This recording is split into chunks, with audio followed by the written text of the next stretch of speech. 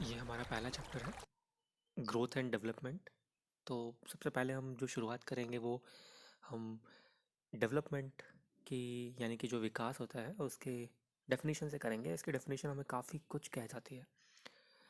तो डेफिनेशन इसकी कहती है कि सिस्टमैटिक चेंजेस हैं। मतलब सिस्टमैटिक का मतलब होता है कि एक लयबद्ध तरीके से एक चेंजेस होते हैं।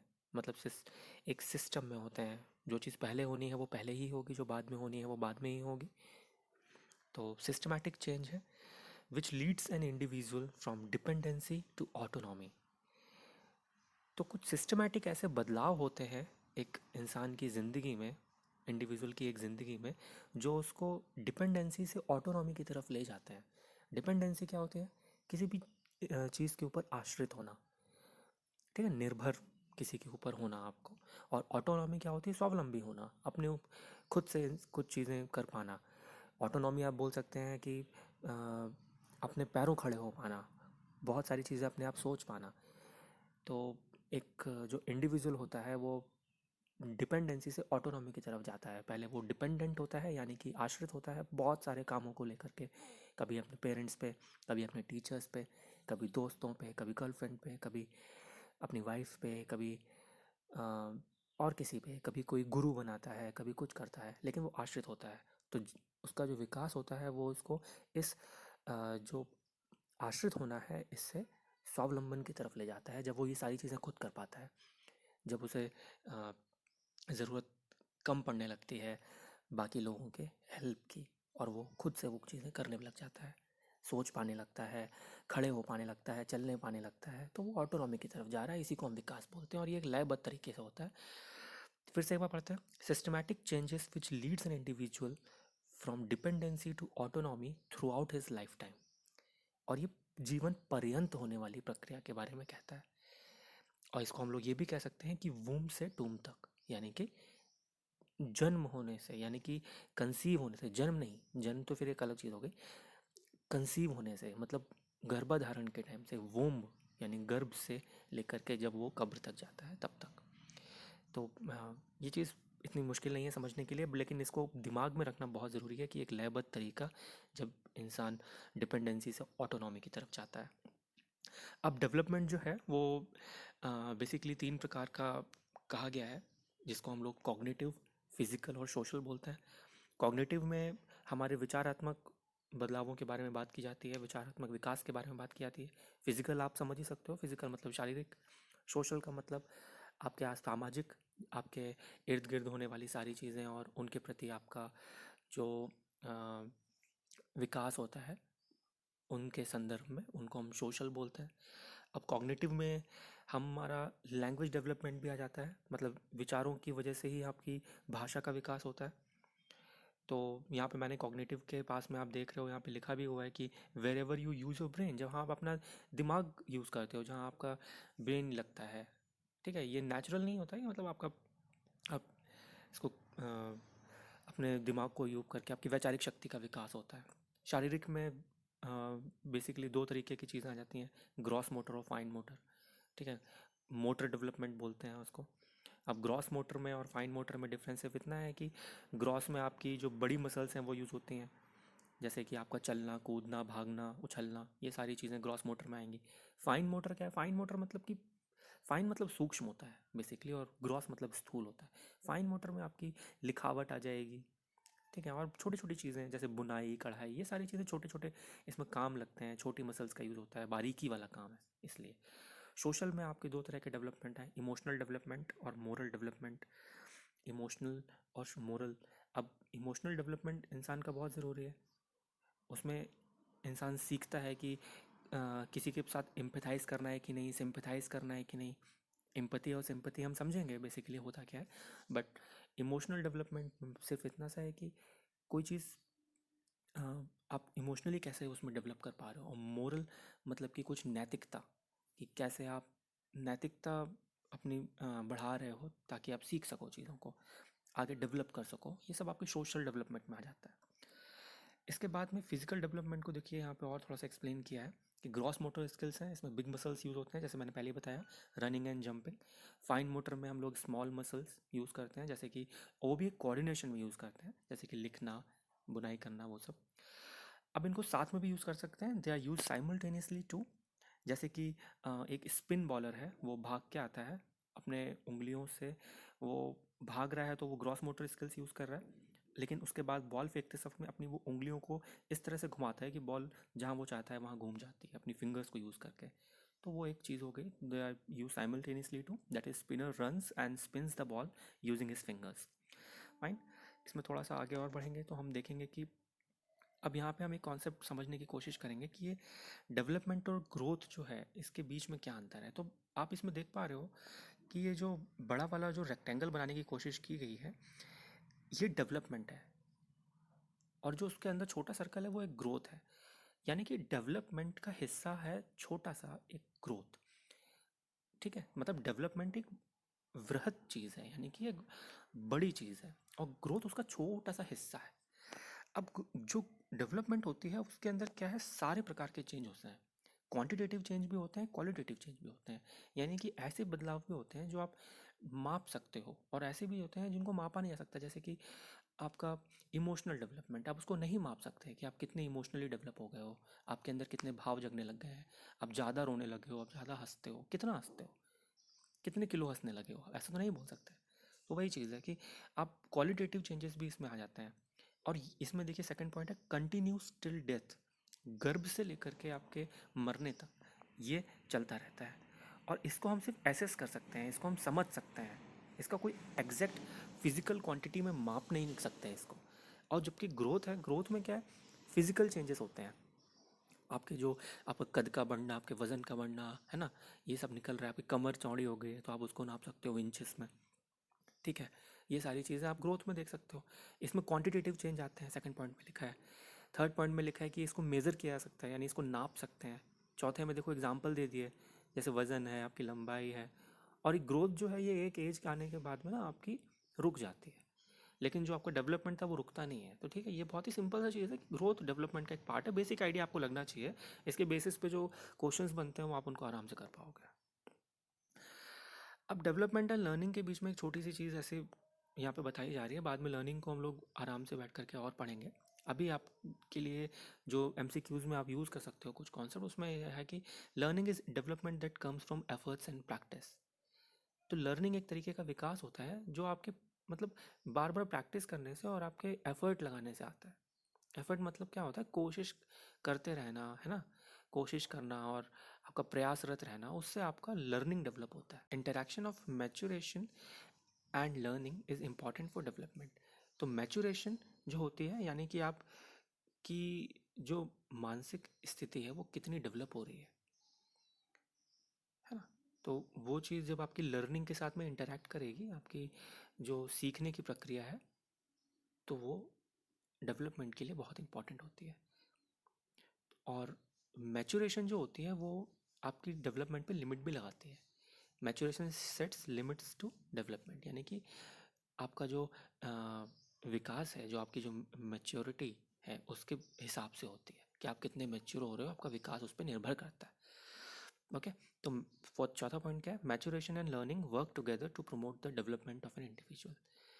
तो मैच्योरेशन किसी इंसान की और लर्निंग जो है वो साथ मिलकर काम करते हैं किसी इंसान के विकास में। ठीक है। और इसका ठीक उल्टा पियाजे ने बोला था कि मैच्योरेशन लर्निंग का कोई मतलब है नहीं, उसमें कुछ लेना देना डेवलपमेंट के साथ।